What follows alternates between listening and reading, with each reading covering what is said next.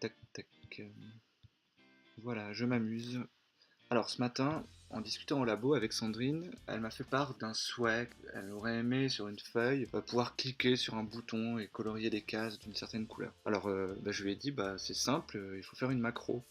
Et en y réfléchissant, je me suis dit que ça pourrait peut-être intéresser des gens de savoir comment on fait une macro et à quoi ça peut servir. En fait, ça peut servir à tout. Dans cette vidéo, je vais vous montrer comment on peut faire un bouton cliquable qui permet de colorier par exemple en rouge. Alors vous allez me dire ça a déjà été fait hein, puisque LibreOffice a un bouton directement cliquable, mais on va voir qu'on peut faire deux boutons, un qui colore en rouge en bleu, on peut faire même des boutons conditionnels qui colorent en rouge si jamais la case contient une valeur inférieure à 10 ou des choses comme ça. La somme des choses qu'on peut faire est infinie, donc on va commencer doucement. Il faut avoir une certaine connaissance de Python puisqu'on va coder ici en Python. Donc sous LibreOffice, le langage de macro c'est le basique, comme sur la plupart des tableurs. Néanmoins, ce tableur permet l'utilisation d'autres langages de programmation comme Java, C++ ou Python.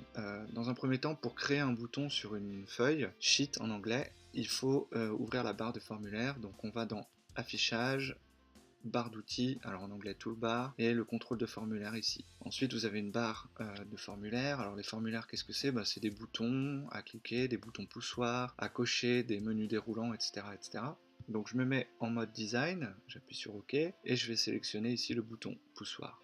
Je vais le dessiner comme ceci. Je peux le remodeler avec un clic droit, donc je fais CTRL. Dans le menu général, j'ai son nom, c'est le nom, le bouton numéro 2. Le label, c'est ce qui apparaît à l'écran, donc je vais faire comme pour le premier, je vais l'appeler bleu. On veut qu'il transforme la case en bleu, ou la sélection de cases en bleu. Notez au passage que les cases peuvent être disjointes. On va prendre la couleur de fond, background color, et on va ici choisir du rouge. Alors vous voyez qu'il y a différentes façons de coder les couleurs en informatique. Une des plus connues c'est rouge vert bleu. Donc si vous voulez du rouge, la couleur que vous voulez, vous cliquez ici n'importe où, et sinon vous pouvez déplacer le curseur également. On va faire du bleu.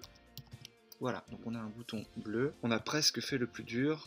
Maintenant, il nous reste à quitter le mode formulaire en appuyant sur le bouton OK. Et on voit qu'on a un bouton ici cliquable. Alors, je ne sais pas si ça se voit très bien, mais il y a un petit mouvement à l'écran quand on appuie dessus. Et donc, il faut lui dire que faire maintenant quand on appuie sur ce bouton.